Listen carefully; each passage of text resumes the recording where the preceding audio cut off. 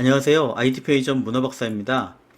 1206번 뷰라는 문제에 대해서 풀이해 보도록 하겠습니다. 자, 문제를 살펴보시면 양쪽 모두 이런 건물이 있을 때 양쪽 모두 2 이상의 공간이 확보되면 조망권이 있다 라고 말하고 있는데, 지금처럼 8채의 건물이 있다면 총 조망권이 확보된 데가 6군데가 있대요. 네, 먼저 요 왼쪽 두 칸하고 오른쪽 두 칸은 건물이 없다고 되어 있고요. 그러니까 좀 쉽게, 난이도가 낮다 보니까 이제 쉽게 표현한 거죠. 자, 이 설명대로 좀 고지고대로 루프를 돌려서 하나 풀고요. 그다음에 맥스 같은 메서드를 사용해서도 그 뒤에 좀 수정해 보도록 하겠습니다. 자, 그리고 지금처럼 고정된 2의 거리만 있을 거냐, K 이런 식으로 입력받아서 입력받은 만큼이 확보됐을 때 조망권이다 라고 표현할 수도 있겠죠. 자, 살펴보면 그러니까 아마도 요 2 자리에서 시작을 해야 될 것 같아요. 0, 1, 2, 3, 4, 5, 6, 7, 8 이렇게 나가겠죠. 자, 그러면 양쪽 두 칸을 찾아서 자기보다 높은 건물이 있으면 조망권이 없습니다. 자, 3번 건물에서는요, 자기보다 양쪽 두 칸씩 높은 건물을 찾으니 요 건물이 있네요. 가장 높네요, 저게. 자, 그러면 나와의 차이만큼이 조망권이 확보된 위치가 되겠죠. 네. 4번 건물은 나보다 높은 건물이 있으니까 안 되고, 5번 건물도 양쪽에 나보다 높은 건물이 막히니까 조망권이 안 되죠. 자, 6번 건물 같은 경우에는 좌우 두 칸에서 나보다 높은 건물을 찾아보니까 이 C 건물이 있네요. 네. 그러니까 이 3만큼이, 차이인 3만큼이 조망권이 확보된 개수가 되겠습니다. 자, 정리해보면 아마 이렇게 될 것 같습니다. 즉, 좌우에서, 좌우 두 칸에서 최대값, 가장 높은 높이를 찾아요. 최대값을 찾아서, 자, 어떤 경우에요? 그 최대값이, 나를 제외한 좌우 두 칸의 최대값이 나보다 작을 때, 즉 최대값 찾은 다음에 내 높이가 요 최대값보다 높은 경우 그 차이만큼, 높이 차이만큼을 결국은 누적시켜 줘야 되겠죠. 차이만큼을 계속 더해 나가면 될 것 같습니다. 시작하고 종료 같은 것도 파악을 해야 되겠죠. 여기서부터 여기까지 형태가 되겠네요, 위치가. 자, 그러면 앞에 문제에서 가볍게 설명드린 것처럼 사실은 실명에 보이는 변수 같은 걸, 저는 1차원 배열은 뭐 리스트, 2차원은 뭐 어레이 이런 이름으로, 개수는 카운트, 굉장히 계속 쓰는 이름을 쓰기 때문에 익숙하게 저는 사용을 합니다. 자, 여기 뭐 n 뭐 이런 게 입력된다면 뭐 8, 8개짜리가 입력된다고 그냥 가정해 보겠습니다. 자, 앞에는 0, 0이고 그 다음은 3, 5, 2 3, 5, 2 끝에 두 개도 0이고요. 작게 잡아보죠. 그리고 4. 즉 8개짜리에 뭐 중간에 4개 건물이 있다면 똑같은 동작을 한번 취해보면 될 것 같아요. 자, 시작은 아마도 이 자리부터 시작을 해야 되겠죠. 어디까지요? 아마도 6 자리까지. 갑니다. 옆에 두 칸이 배야 되니까 5 자리까지가 될 겁니다. 그러니까 표현을 어떻게 하면 되겠어요? 물론 이 조망권 2가 바뀌면 그거에 따라서 바뀌어야 될 텐데, 그건 나중에 한번 정리를 해보죠. 즉, 아마도, 자, for 인덱스를 그냥 단순히 i라고 한다면 2부터 시작해서 뭐 전까지 n에서 지금 두 칸이니까 두 칸 빼면은 요 자리죠, 6. 그 전까지. 그래서 n-2 전까지, 또는 이 length, 얘는 리스트의 길이랑 사실은 동일하겠죠. n 대신에 길이가 주어지지 않는 경우도 있으니까 저렇게 쓰셔도 되겠습니다. 자, 여기서 우리가 뭘 찾아줘야 돼요? 좌우 두 개의 최대값. 최대값을 찾아주셔야 될 겁니다. 자, 최대값을 찾는 방법은 여러 가지가 있습니다만, 자, 지금 요걸 기준으로 하면 이 4개 중에 최대값을 찾는 거죠. 나를 제외하고. 자, 첫 번째는 고지고대로 돌려본다고 말씀을 드렸습니다. 자, 그래서 네, 뭐 지금처럼 다 0이니까 그냥 맥스 값을 0으로 하시는 방법도 있고요. 아니면 현재 요 값을 기준으로 I 위치부터 시작해서 끝은 여기까지 가니까요. 범위는 이미 정했으니까 이제 신경 안 쓰셔도 되고. 자, 2칸 빠진 요 값을 시작으로 해서, 즉 맥스 값을 초기 값으로 두죠. 자, 리스트에 i-2라는 위치에 초기 값으로 두고요. 나머지 끝 전까지를 쭉 돌면서 더 큰 값이 있다면 갱신해주는 형태로 가시면 될 것 같습니다. 즉 for j라는 변수를 i-1부터 여기부터 시작해서 여기 i 플러스 3 전까지 눈으로 보면서 하시는 게 가장 좋아요. 초반에는. 자, 다만 나랑 나를 비교하면 당연히 똑같잖아요. 네. 최대값, 나를 제외한 최대값을 찾아야 되죠. 나를 제외한 나머지 최대값. 자, 고지것대로 처음엔 돌려보겠습니다. 개수가 작으면 하나씩 표현할 수 있지만 K가 뭐 100개다. 건물이 10,000개고. 그럼 루프로 하나하나 지정하는 건 힘들잖아요. 네, 그래서 보통 이럴 때는 자기랑 똑같을 때 제외하는. 자, 만약에 J가 나랑 똑같은 I, 내가 제외해야 될 I다 라고 하면 continue, 반복문의 끝으로 가주는, 건너뛰는 거죠. 가고, 그렇지 않다면 나머지에서는 맥스 값을 찾아야죠. 즉 else인 경우에는 만약에 여태까지의 맥스 값보다 혹시 큰 맥스 값을 만났다면 갱신해 줘야죠. 리스트에 J를 갱신해 주시면 되겠습니다. 자, 그래서 여기까지가 최대값 찾기 동작이 되겠고요. 최대값을 찾았다면요.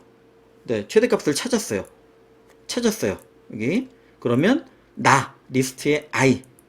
나보다 작은 경우에 그 차이만큼이 정답이 되는 거죠. 즉, 누적값 정답 앤서를 0으로 초기화를 시키도록 하죠. 그리고 어떤 경우에 큰 경우죠. 즉, 자, 리스트의 I, 나의 건물 높이예요. 보다 만약에 최대값이 더 작다, 더 작은 경우에 앤서에다가 누적을 해주시는 겁니다. 뭘요? 내 높이 빼기 맥스. 이렇게 만들어 주시면 될 것 같습니다.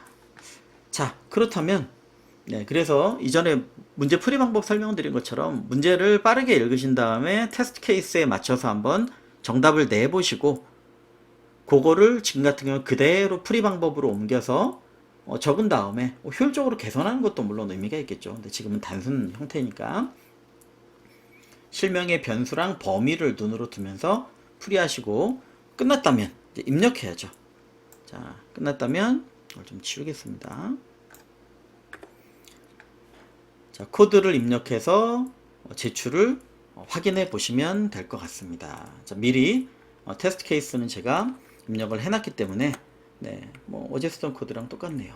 자, for i를 2부터 n-2 전까지 동작을 시켜주고요. n이 길이 일단 리스트에다 받았습니다. 자, 그리고 max라는 변수에다가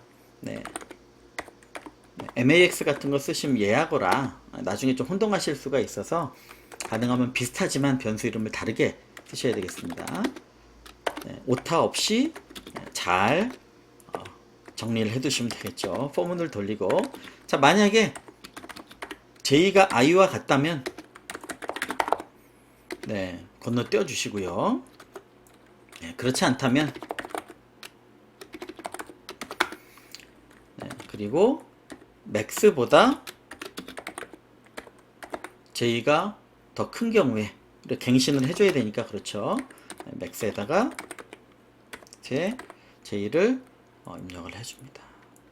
자, 이 포문이 다 끝났다면요. 큰 경우에 갱신을 해주시면 됩니다. 뭐 0하고 맥스 값 중에 고르고 이런 것도 하셔도 되는데 지금은 제일 단순하게 만들어주고 있습니다. 맥스보다 더 크다면 그 경우 어떻게 해줘요?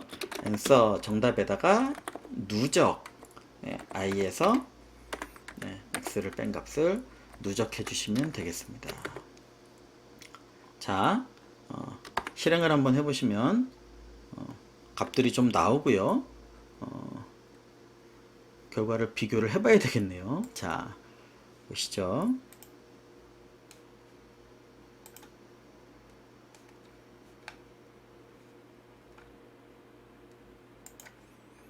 예, 자, 이렇게 출력 파일과 비교를 한번 해보시고, 네, 일단 샘플로 되어 있는 거랑은 뭐 동일한 것 같습니다. 네, 그렇다면 제출을 한번 해보시면 되겠죠. 자, 복사를 해서 네, 이건 10개짜리로 고정된 문제라 좀 이렇게 제출을 했습니다. 자, 제출을 해보시고 그 다음에 좀 수정하도록 하겠습니다. 다른 방식으로.